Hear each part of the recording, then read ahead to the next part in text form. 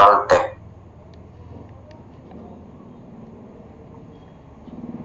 Yung ating BS line to line is equal to square root of 3 times BS per phase. So this should be 13,200. So square root of 3 times BR per phase, BS per phase is BR per phase divided by square root of 3 angle 0 degrees, then plus 70 amperes. By yung power is equivalent to square root of 3 times the current times the voltage line to line, then times the power factor.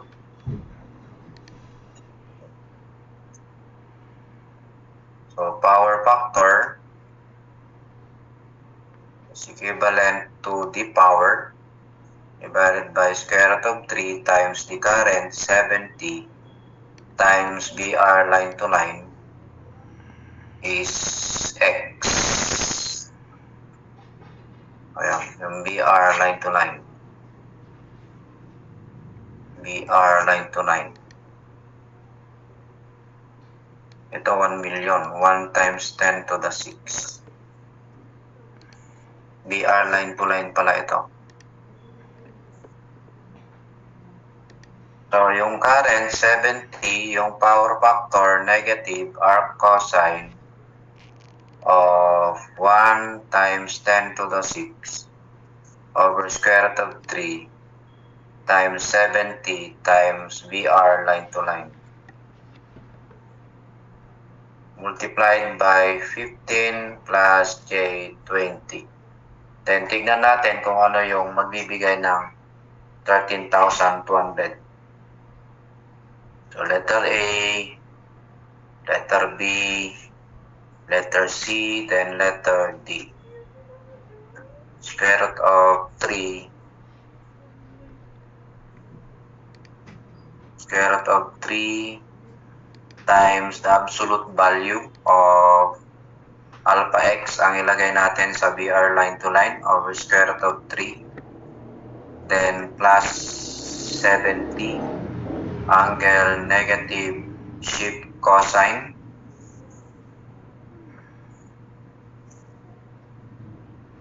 so 1 exponent 6 divided by square root of 3 times 70 times alpha x, then times 15 plus 20j. Calculate 13.2 exponent 3. So 16,229. Screen, ito yung lalabas. Then B, calculate 10.27 exponent 3. So ito ata yung pinakamalapit.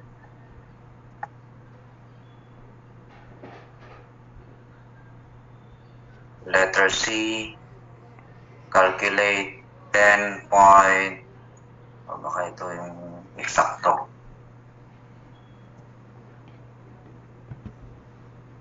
10.72 exponent 3.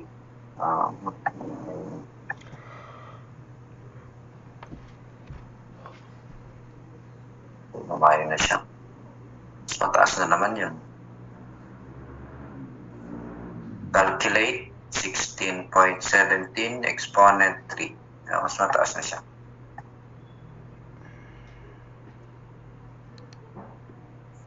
So, ang pinakamalapit sa 13.2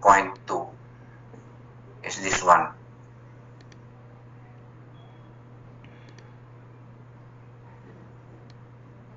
That is a voltage of 10.27 kilovolts.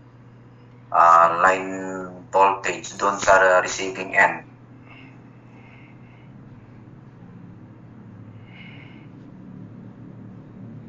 So, yan yung number 18.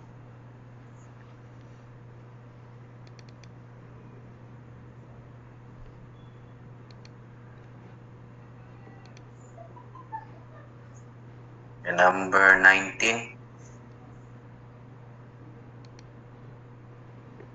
3-phase generator.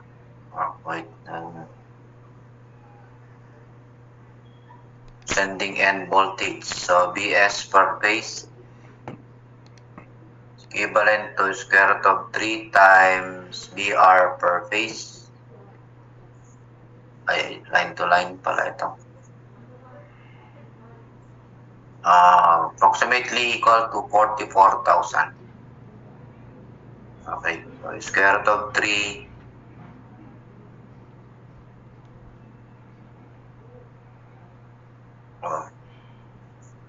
BR line to line. This is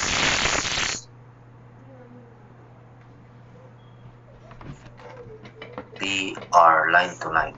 BS per phase. BS per phase. Line to line. Line to line. Square root of 3 BR per phase. So 44,000. Tapos square root of 3, the receiving end voltage. BR line to line over square root of 3, angle 0 degrees, plus the current 90, angle the power factor of the load, negative arc cosine of 0.8, then times 10 plus J80. Okay. So yan yung natin, working equation.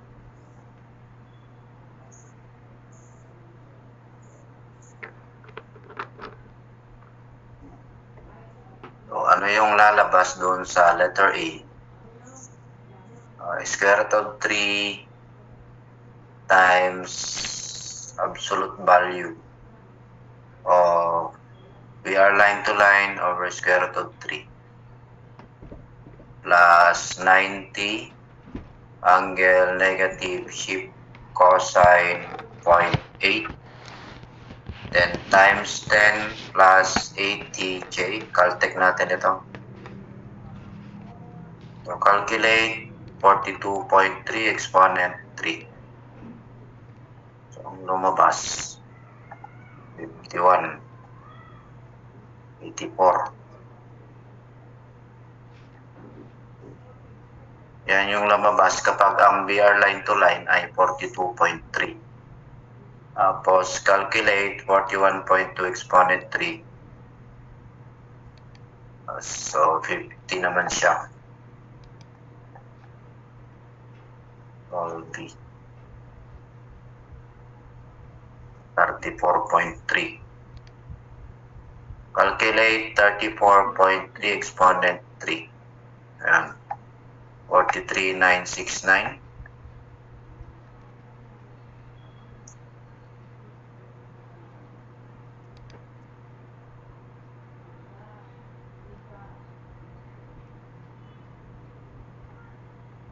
Calculate 38.4 exponent 3. 48,000.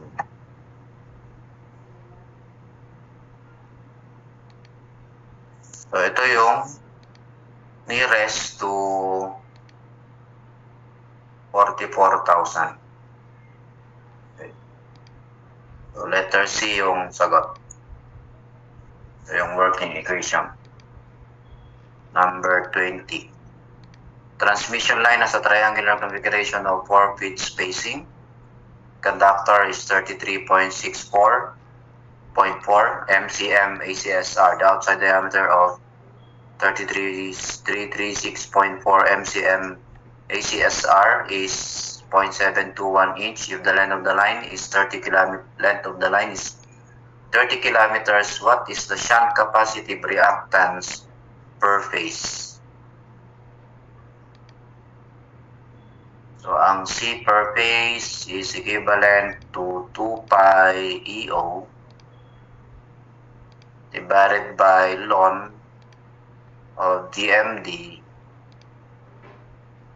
divided by the radius. Okay?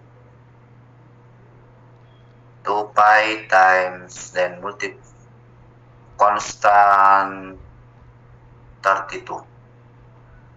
All over ln of GMD kapag triangular 4 feet spacing. So, the same na rin yan, 4 feet divided by the radius. 0.721 inch divided by 2, yung diameter divided by 2 para maging radius times 1 foot is equivalent to 12 inches. Parehas na yan, magkakancel dapat lahat yan, unitless.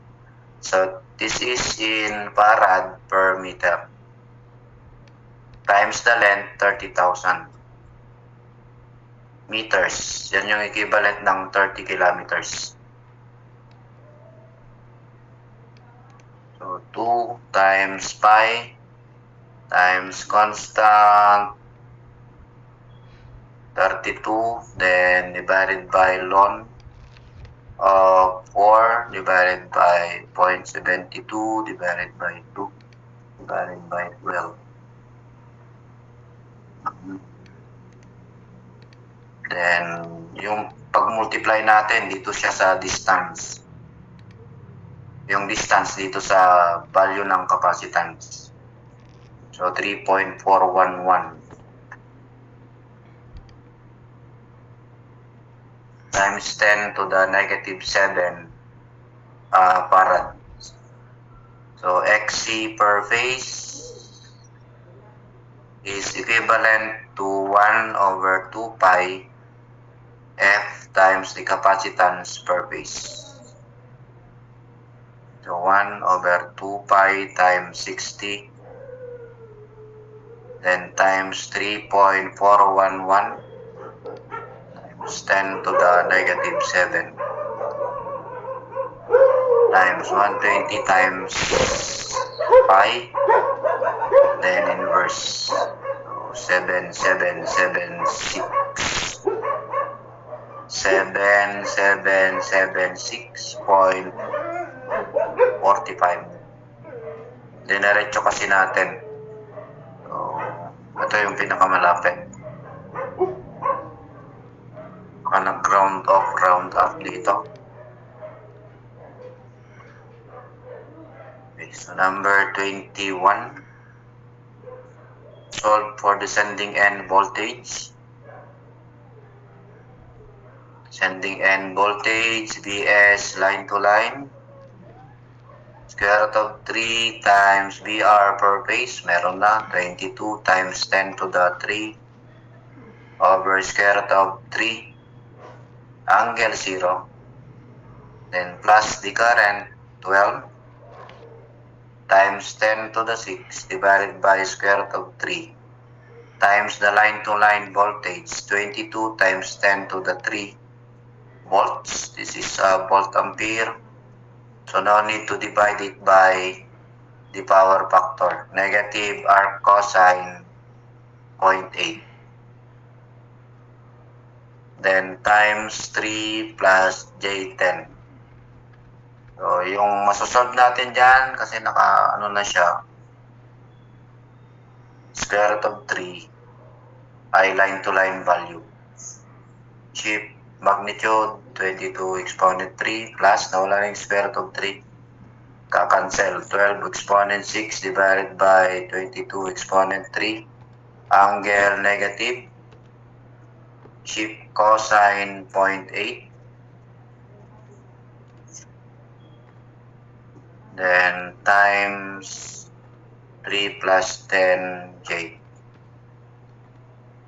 26796 volts. Letter B.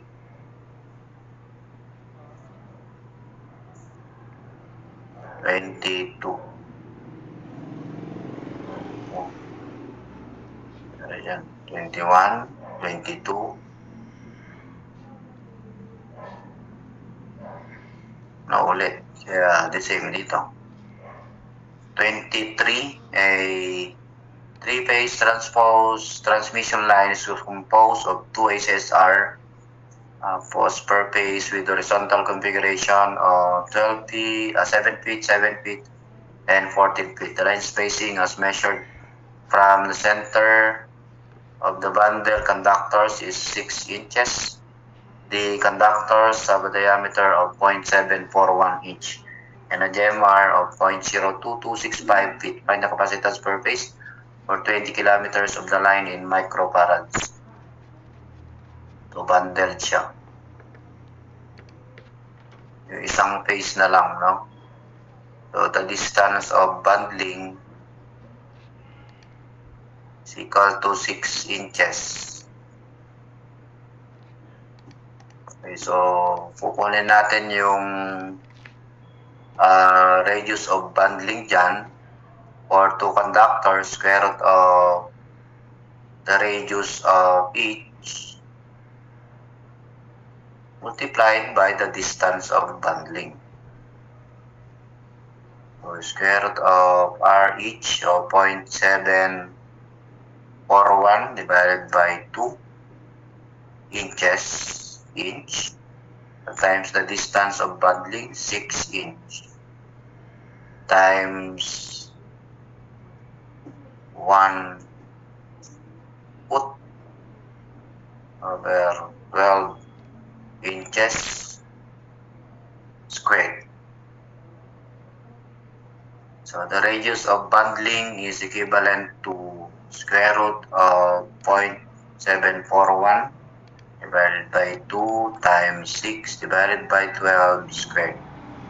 Para ma-convert natin siya sa feet, 0.12425. 0.12425 for two conductors. GMD for horizontal, so that will be 7 times cube root of 2, or simply cube root of 7 times 7 times 14. So you will arrive to this value.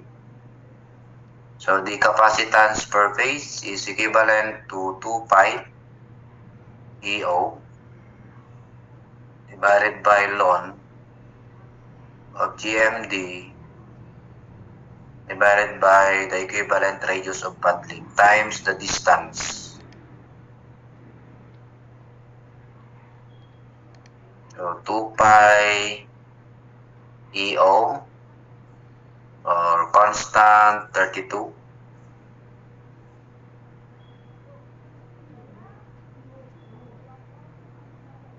divided by ln of GMD, 7 times cube root of 2, then divided by radius of bundling is 0.12425. So dapat pala nakapit yan. Nakapit din ito. Okay, para mag-cancel bago nyo execute yung ln. So this is in farad per meter multiplied by the distance of 20 kilometers, 20,000. That will be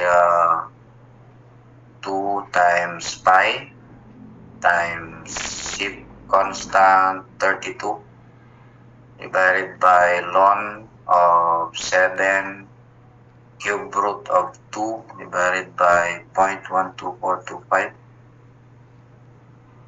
and times 20 exponent 3. Okay, so 0.261 microfarad.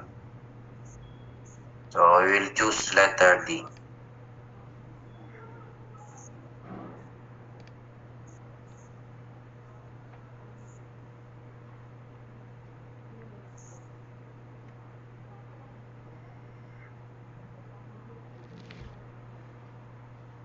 Number 24.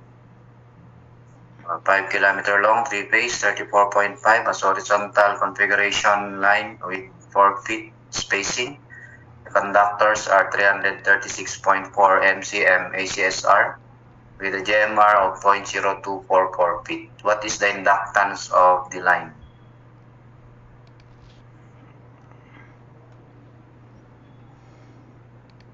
So the inductance of the line, L per phase, is equivalent to 0.2 times ln of GMD divided by the GMR times the distance. So 0.2 times ln of GMD horizontal, so multiply natin ng cube root of 2 yan.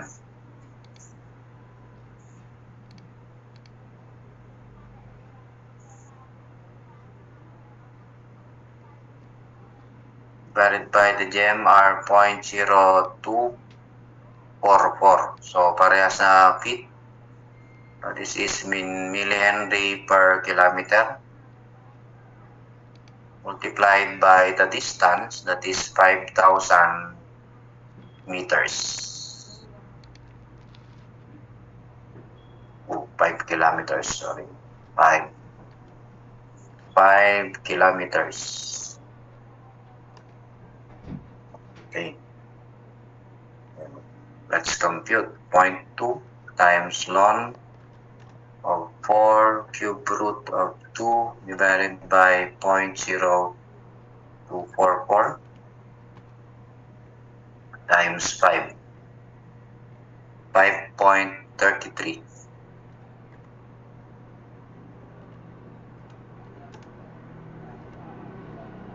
millihenries. So letter B.